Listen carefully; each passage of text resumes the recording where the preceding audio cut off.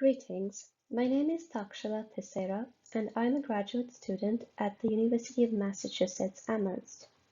My paper titled The Elephants in the Garbage Dump considers the phenomenon of elephants foraging in garbage dumps in Sri Lanka by putting into conversation photographic representations and a scientific study.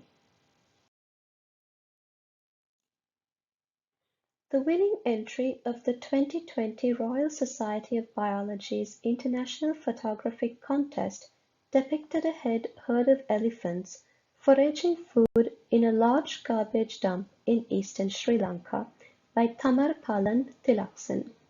Titled The Story of Pallakadu Elephants, the image, as can be seen here, depicts a herd of elephants set against the backdrop of a grey sky, dotted with crows. The photograph provides a powerful and bleak narrative of the Anthropocene, evoking altered ecosystems, megafauna on the brink of extinction, and the overwhelming detritus of human consumption. However, a 2021 comparative study conducted by Dulmini J. Lianage et al.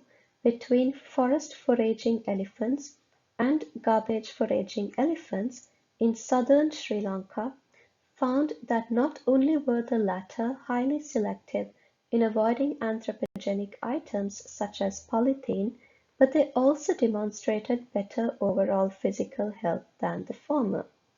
Moreover, majority of elephant arrivals at the garbage dump were observed to be in response to the arrival of the garbage truck, indicating that the elephants had grown accustomed to the presence of the truck and developed a regular pattern.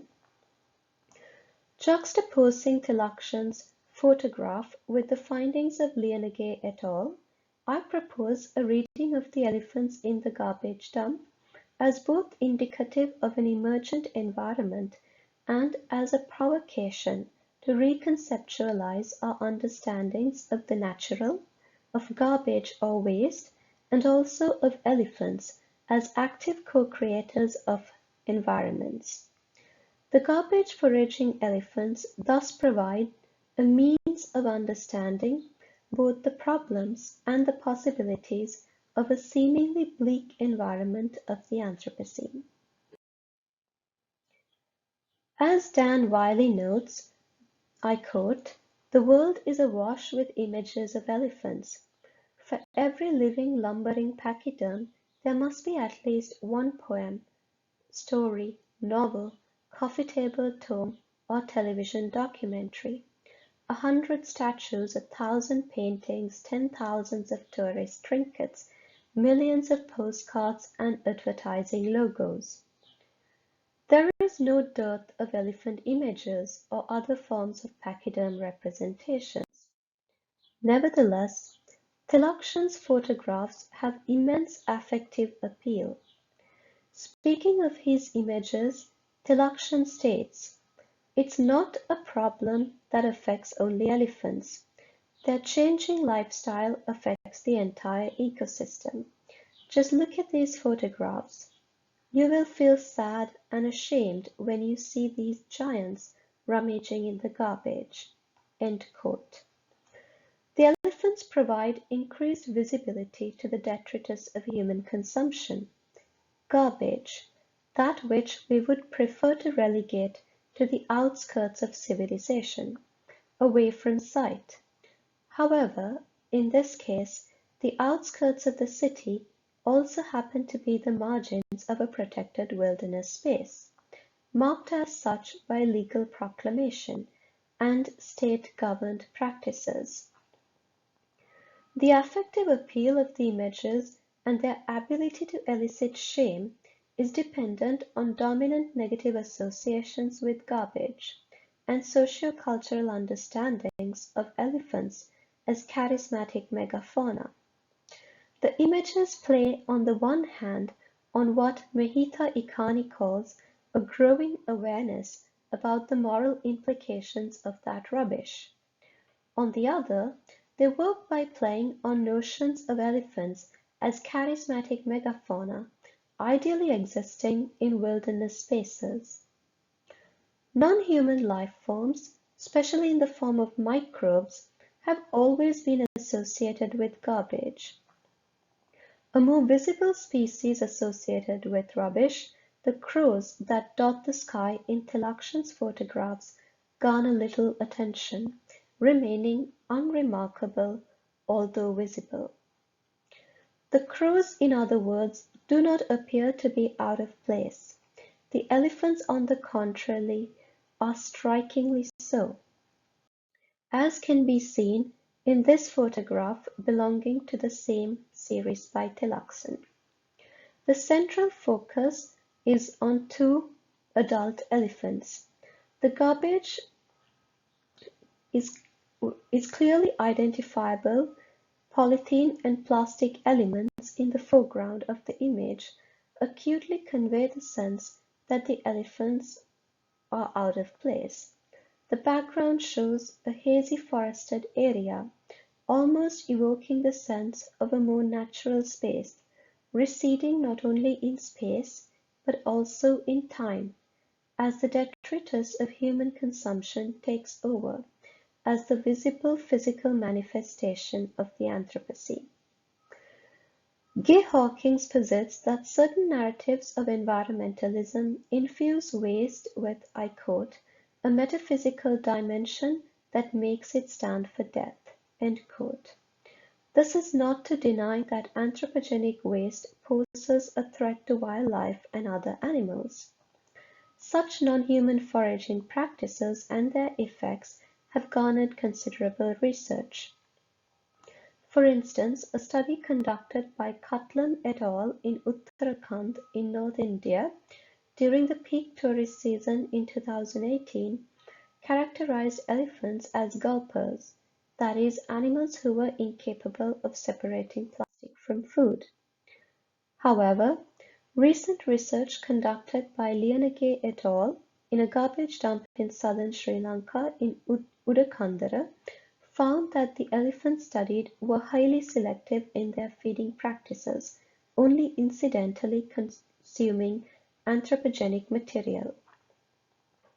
They posit that because elephants regularly excrete non-degradable items they may have consumed, retention and obstruction of the alimentary tract are unlikely in the species.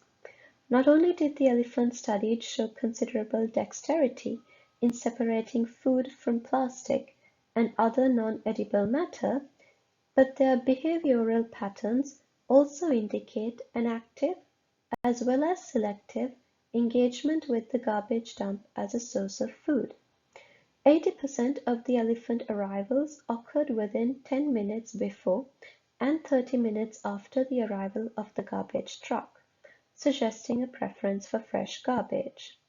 The authors also note that 80% of the elephant's dump diet was composed of fruit, vegetables, and other organic matter, followed by prepared food such as rice and baked goods. However, the most startling discovery made by Lianage et al. Was probably not the elephant's ability to separate food from waste, but the finding that the elephants feeding on the garbage were in better physical condition than the non-garbage consuming elephants in the area. Therefore, the authors conclude that the higher body condition of the garbage-consuming elephants suggests that the garbage dump provided food that was of higher nutritional value and or more spatially concentrated than what was available in the natural habitat. End quote.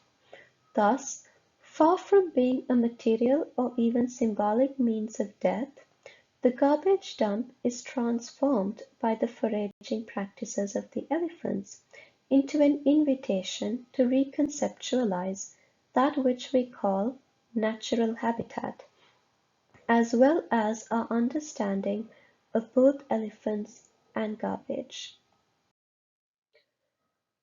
Tilakshan's photographs depict a herd of elephants in the eastern part of the island, while the herds studied by Lianage et al. Are based in the south.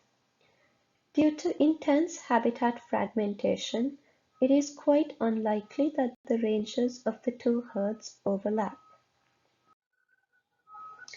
The area now known as Yale, bordering the garbage dump studied by Lienege et al., was initially protected as a hunting reserve in 1900 under the Forest Ordinance in response to the country's depleting game stocks. In 1938, Yale became one of several national parks established under the Fauna and Flora Protection Ordinance.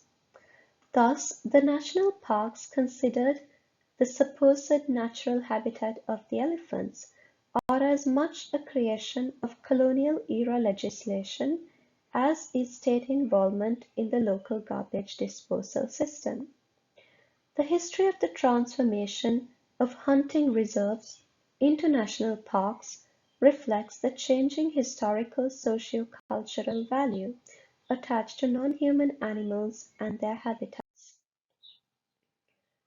However, despite such demarcations, elephants rarely remain within the confines of legally recognized borders of national parks.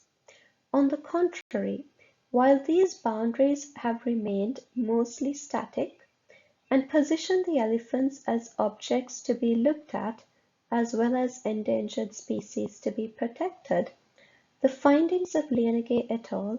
Demonstrate the ways in which the elephants themselves become active co-creators of emergent environments.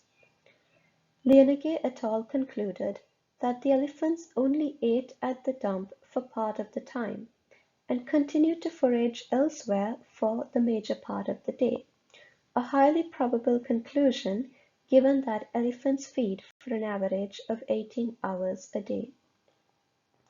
Therefore, while the images of elephants feeding on garbage seem symptomatic of a dying planet, Lienege et al.'s findings render waste into a provocation to see it not as the opposite of the supposedly pristine wilderness space, but as a category and a material that gains meaning and value through the multi-species interactions that emerge in relation to it. Waste thus becomes not the other of the national park, as both are revealed to be the results of socio-legal and economic practices. The elephants in the garbage dump, or the Elephas maximus detritus, thus emerges not as the victim of a dying planet, but as an actant that is too large to be framed by a single narrative, or limited to the confines of a legally sanctioned habitat. Instead, Elephas maximus detritus can be seen as the co-creator of an emerging environment, one that is certainly incongruent with notions of a pristine nature, but one that is perhaps better suited to the demands of living in the radically altered world of the Anthropocene. Thank you, and these are my references.